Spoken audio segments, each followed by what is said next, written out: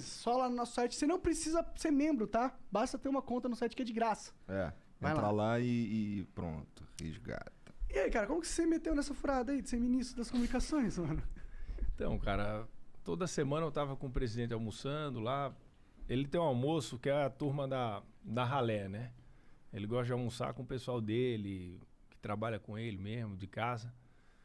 E toda semana eu ia lá almoçar, bater papo, trocar ideia. Falava com ele por WhatsApp, quando tinha alguma coisa, fazia minhas avaliações. Isso ele já presidente e tal, tá já falando? Já presidente. Aí começou a surgir alguns convites para umas áreas que não tinha nada a ver comigo. Né? Ah, Fábio, você devia entrar aqui, você devia assumir isso. Isso não tem meu perfil, não tem meu perfil. Aí chegou uma hora que fez, porra, e aí? Você acha que você se encaixa em quê? Para ajudar aqui, o que é que você acha? Eu fiz, presidente, eu acho que o governo tem a comunicação, a SECOM está dentro da Segov, que cuida do governo, a EBC está lá no outro canto, a internet fala de um jeito, eu acho que deveria fazer uma verticalizada, colocar tudo dentro de um lugar só para ver se a gente ajusta um pouco a comunicação. Porque o problema hoje é a comunicação, hoje existe uma guerra de versões, né? Cada um tem a sua. É verdade. E vai virando verdade, se você não rebater, vai ganhando corpo.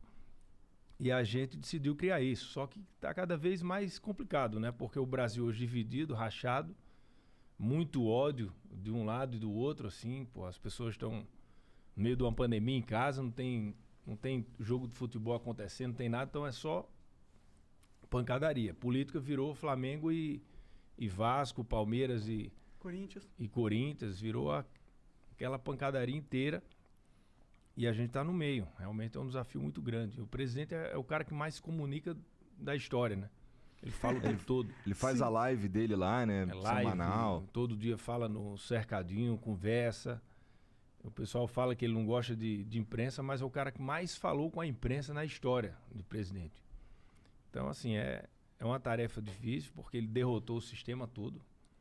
Ele ganhou em 2018 sozinho. Ele foi para um partido com 7 segundos. Os partidos todos não deram legenda a ele. Fez, vamos isolar esse cara aqui. Ele foi ali, ficou sem tempo nenhum. Todo mundo achou que o Alckmin ali, quando ele montou ali os 8 minutos de TV, ia ser eleito. Ele começou sozinho e com a internet. Elegeu sozinho. Todo mundo achou dentro do cenário político da galera, assim. Né? A classe política. Mas na internet a gente meio que sentia... Sabia que ele não tinha muita chance. Assim. Não, na internet...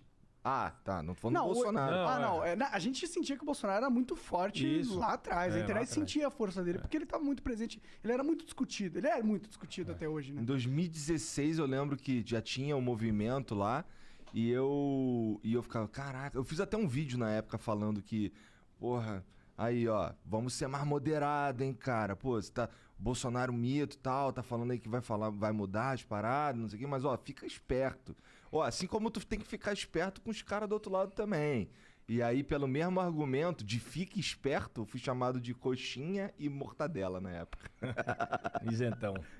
Não, isentão veio depois. Agora eu sou isentão, né? Agora eu sou isentão, É foda, né? A gente tá num ambiente polarizado. Mas, pô, infelizmente, o Bolsonaro é meio culpado dessa porra, né? Ele se aproveitou muito da polarização pra crescer o próprio perfil dele, né? Ele surfou nessa onda. Mas o perfil dele é não ficar em cima do muro.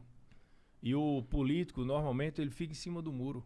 Para ele não entrar em conflito. E qualquer tema polêmico, o político foge. E ele não, ele adora o tema polêmico. Ele entra. Ele vai para a pancadaria. Qualquer coisa que você perguntar para o Bolsonaro, ele responde. Ele tem opinião. Isso incomoda. Porque as pessoas querem colocar você dentro de uma caixinha, né? Aqui você não sai. Você vê hoje, se um artista vier elogiar o Bolsonaro, no outro dia fazem pressão para o patrocinador dele abandonar, para a marca sair, para o diretor tirar ele da novela. Então o cara já está ali, está com medo. Então eu conheço alguns que são bolsonaristas que o cara não pode nem sonhar em falar num grupo, elogiar o Bolsonaro. E as pessoas estavam assim antes. O Brasil estava chato como está agora. Voltou de novo. E o Bolsonaro foi em cima disso. Politicamente correto, não. Eu quero ter minha liberdade. Eu quero poder opinar. Eu quero poder falar disso, daquilo. Isso foi incomodando muito, entendeu? Porque O sistema, ele vai fazendo com que você fique... Eu falo muito isso, porra, você vê um filme do Pablo Escobar, uma hora você já tá torcendo por ele. Verdade. Por quê? Porque o diretor já faz... É feito pra isso. É feito pra isso. Aí se você vê o Narco, você tá torcendo lá pros caras do DEA. Porque é feito pra aquilo. Imagina 24 horas de mídia o tempo inteiro. Olha, você não pode fazer isso, você tem que fazer isso, você tem que fazer aquilo. Aí vem um cara sozinho, fala, não, essa turma aí tá errada. O caminho é esse. Então, ele conseguiu resgatar um sentimento que estava apagado, entendeu? Isso começou na internet e foi ganhando corpo.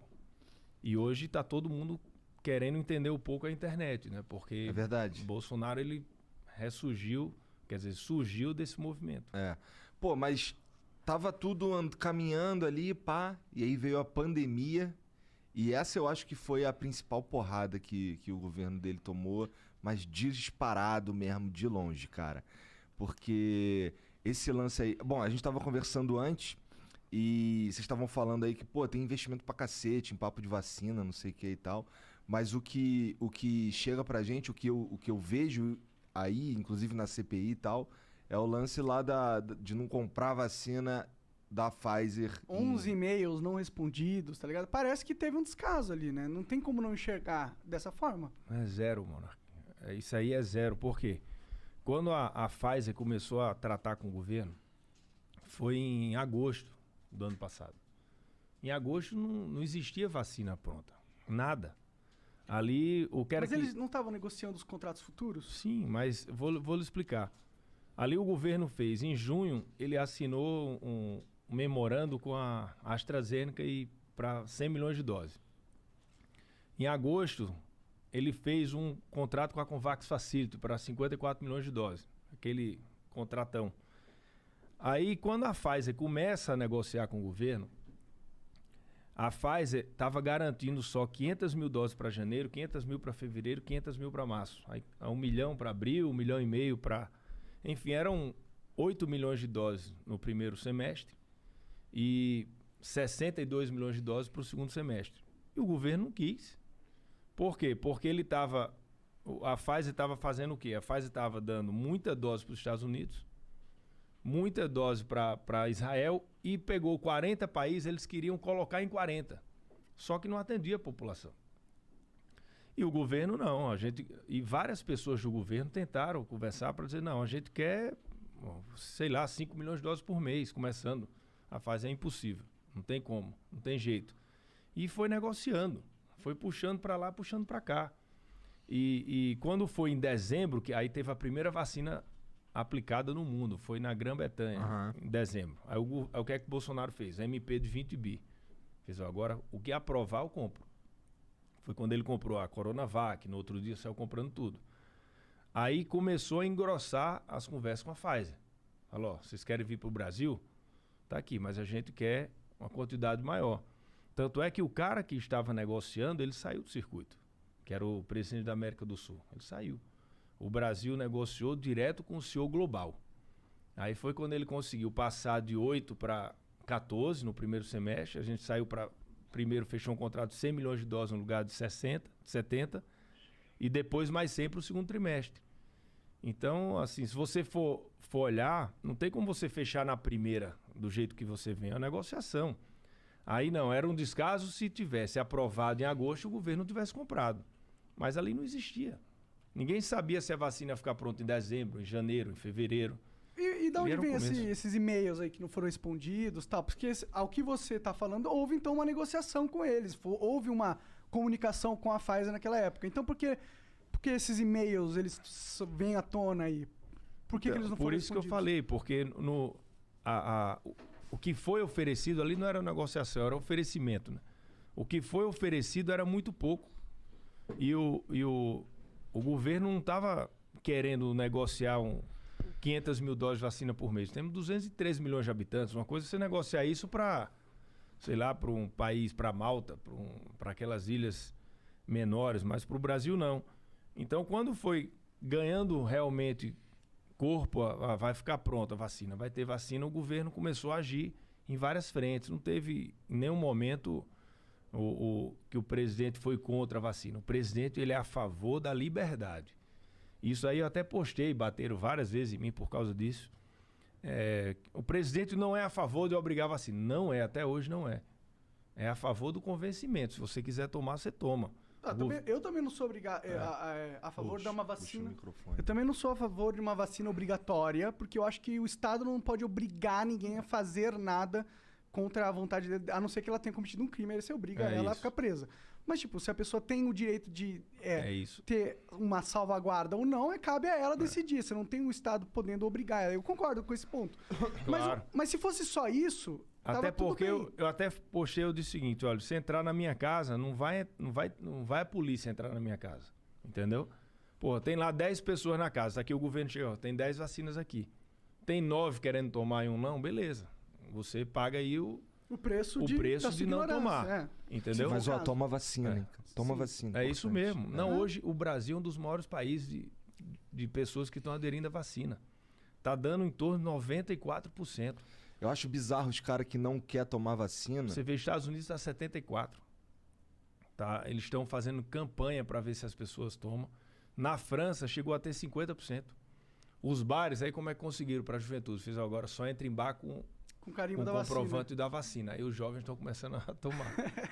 Mexeu na bebida, os caras, vou tomar essa vacina aí, vai. Mas isso era a defesa do presidente. Só que o cara que é contra ele, ele disse que é contra a vacina. Entendeu? É porque o papo que vem pra gente era, a Pfizer queria fazer um puta case de sucesso com o Brasil, porque a gente tem uma puta estrutura de disseminação de vacinas. Se fosse um puta case, não era 500 mil doses por mês. Entendi. É que essa informação não chega, entendeu? O que chega pra gente é o seguinte. A narrativa que tá na minha cabeça do que aconteceu é a seguinte, e eu acho que é a narrativa que tá na maioria da cabeça da maioria das pessoas que hoje vivem no Brasil. Houve o interesse da Pfizer de acelerar as vacinações aqui no Brasil, falar assim, tá aqui, Bolsonaro, a gente tem isso aqui. O Bolsonaro foi cabeça dura porque ele tava numa briga política louca dele, não sei o que passava na cabeça dele, não quis comprar vacina porque ele não achou que politicamente favorável para ele. Mas já tinha comprado. Entendi, mas falando a narrativa que tá na cabeça. Isso. E aí, a gente começa muito atrasado a vacinação e muito devagar, porque o Brasil... Um mês depois. A gente começou atrasado devagar. Pelo menos foi a percepção também. A gente começou um mês depois do que foi a primeira vacina do mundo. O mundo começou em dezembro, a gente começou a vacinar em janeiro. Mas de forma acelerada? Porque, por exemplo, lá nos Estados Unidos, o pessoal já tá fazendo festa. Só quem festa. começou acelerado, Estados Unidos, que fabrica. Inglaterra, que fabrica. E Israel, que foi o que comprou tudo que existia da Pfizer no começo. E também não tem tanta gente assim. Se você olhar, os países que começaram mais rápido foram os países que são produtores, né, de vacina. O Brasil hoje é o 4º país mais vacina no mundo. Por quê? Porque comprou antes. Não dava para o Brasil comprar atrasado e estar em 4º. Não existia. Hoje a gente está com o número aqui, 154 milhões de doses distribuídas de vacinas. 90 milhões de pessoas no Brasil já tomaram a primeira dose. Isso corresponde a 56% da população vacinável, que é acima de 18 anos. E a segunda dose, 34 milhões. É muita coisa. Você for olhar esse número, aí você vai na imprensa. O Brasil é o número 68 do geral. Aí o cara vai olhar, tá lá as ilhas Aruba, Curaçao, Ilha de Malta, Bahrein, Pitcairn. Tem uma ilha lá, Igor, que tem 63 habitantes. Aí o cara coloca na lista. Vacinou 40, vacinou mais do que o Brasil. Entendeu? Então, assim, existe uma guerra muito grande para tentar colar no presidente. O presidente foi contra a vacina, que o presidente agiu mal em relação à pandemia, que agora estão querendo dizer que o presidente teve corrupção no governo. E isso, você olha todos os jornais, todos os dias, você olha a imprensa, eles estão iguais, cara. Todos os dias colocando a mesma coisa para tentar ver se aquilo vira verdade. Isso aí é desde o Goebbels falava isso, né? Uhum. Você conta, não sei se foi ele, mas eu acho que foi. Acho que foi Você conta uma história, uma mentira várias vezes, ela acaba tornando verdade. Isso tá virando. Não, eu concordo pra caralho com você que a mídia, ela odeia o Bolsonaro. Principalmente os grandes monopólios, os grandes grupos corporativos de mídia odeiam o Bolsonaro. Eles não querem o Bolsonaro lá. Até porque o Bolsonaro foi responsável por diminuir muito da renda deles, que era financiada pelo governo, né? Isso. Então você tem um inimigo comercial ali muito forte, não é nenhuma questão ideológica, eles querem só porque se você colocar o Lula lá, ele vai voltar a mamata. Eu não sei se o Lula vai voltar a mamata porque ele tá puto também com a mídia. Mas algum outro político vai voltar a mamata porque ele não tem essa questão forte que nem o Bolsonaro tem. Eu entendo. Isso é verdade. A mídia realmente... O Lula queria regular a mídia, né? Sim, verdade. Você viu o Zé Disseu falando em 2015 que o erro do PT, não sei se foi 15, mas tem um vídeo dele falando que o erro do PT foi não ter regulado a mídia. E o Lula culpa muito a mídia, principalmente a Globo, e o Moro, pela prisão dele e pela morte da esposa e do neto. Então, esse discurso paz e amor de que que quer ficar bem com a mídia, por quê? Como o Bolsonaro está brigando com a mídia, ele pegou e fez, não. Inimigo do meu inimigo é meu amigo. Ele está ali usando que está bem com a mídia, porque quem está no spotlight agora, na pancadaria, é o Bolsonaro com a mídia. Então ele está deixando, ele está pegando, surfando sozinho, sem aparecer, a mídia elogiando ele, mas eu duvido que o pensamento dele seja democrático em relação à mídia. Porque o Bolsonaro briga, mas ele é a favor da liberdade de expressão e da imprensa. Ele quer simetria. Mas eu duvido que o PT faça isso, depois do que eles já passaram. Então, mas só terminando o ponto. Então, eu te dou isso, eu acho que realmente existe um bias da mídia ali contra o Bolsonaro, com certeza. Tirando isso, o Bolsonaro também não ajuda, porra. O cara fala merda atrás de merda, dia após dia, e aí não tem como ele não ser cobrado. E não é só a mídia também, tá ligado? Chegou no momento onde o Bolsonaro, ele parece que ele não entende um pouco da liturgia do cargo, tá ligado? Não entende o quão importante é a função, quão importante ele é. Ele é muito importante agora. É o cara mais importante do Brasil, politicamente falando, tá ligado? Então, o cara, ele tem uma responsabilidade muito grande e às vezes não parece que ele age de acordo, entendeu? E aí a gente fala, pô, a mídia quer fuder o cara. Quer mesmo, concordo com você. Mas parece que ele também quer se fuder também, tá ligado? Aí fica difícil. Mas pô, você falou aqui, liturgia do cargo. Isso é... Cara, o Bolsonaro é a mesma pessoa. E ele vai ser a mesma pessoa. O pessoal achou que quando o Bolsonaro se elegesse, ia pegar um marqueteiro, ia fazer aquelas pesquisas qualitativas, porque o presidente da República, ele não sai de casa antes de uma quali. Se for olhar o histórico. O cara, pô, vou aqui pro Flow. O que é que eu tenho que falar? Os caras, tá aqui, o Flow faz isso, vocês têm que falar isso, aquela pessoa é assim, o outro é assim. Ah, isso que tu veio fazer aqui, cara, né? Não, nada. Então, o Bolsonaro, ele fala o que ele sente. E isso incomoda. E tem muita gente incomodada com o que ele fala.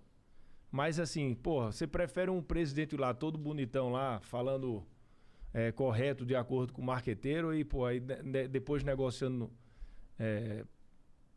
decreto, depois negociando esquema. Isso não vê com o Bolsonaro. Eu duvido que você vê lá uma vírgula. Ele fala muito isso. Quanto é que custa uma mudança de uma vírgula lá num decreto presidencial? Entendeu? Uma nomeação, um negócio. Então, isso não tem. Aí você vê Petrobras, como era, como é hoje. A Caixa Econômica deu mais lucro ano passado que os últimos 15 anos do PT. Aí você olha a Itaipu Binacional. Olha para a Petrobras. Mudou. Petrobras, cada diretoria era de um partido. E cada diretoria financiava 60 deputados e senadores. Isso mudou. Aí agora tá no fundo eleitoral essa grana. Mas não é essa grana, né? Era muito... Era mais do que 6 escândalo gigante, de reais. Entendeu? Então a gente tem que ver isso aí. Assim, a gente tem... Se você quiser ver o lado ruim, você vê. Mas, porra, o governo, ele funciona. Pega o Banco Central. Foi eleito o melhor Banco Central em 2020. Aí pega o PIB do Brasil. O ano passado caiu China, Estados Unidos e Brasil. O Brasil caiu menos que a Alemanha, menos que a Europa inteira. Nenhum país da Europa caiu menos que o Brasil. Esse ano vamos crescer mais, mesma coisa. Acho que atrás só da China e Estados Unidos. Por quê? Política liberal econômica, tudo que o governo colocou, as MPs, os projetos de lei, a pauta do Paulo Guedes, foi toda aprovada. A gente teve um problema no primeiro ano, lá, nos 2 primeiros anos com o Rodrigo Maia. Com o Arthur agora, abriu.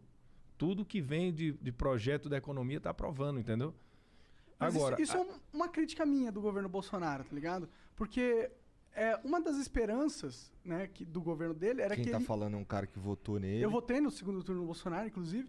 Uma das esperanças era que ele ia fazer as reformas estruturais que o Brasil precisa, porque o Brasil não anda sem as reformas estruturais. O que vai mudar o Brasil de verdade é a reforma política, a reforma administrativa, a reforma tributária. Essas coisas são realmente as peças-chaves da mudança de governo. E essas coisas não andaram tanto, tá ligado? A gente tem ali a Previdência que não andou da forma... Não andou bem. Mas não andou, tipo, não tem aquele negócio do fundo de capitalização, não tem... Só não entrou capitalização. Que é individual, que era muito importante, né? Mas saiu um tri, né?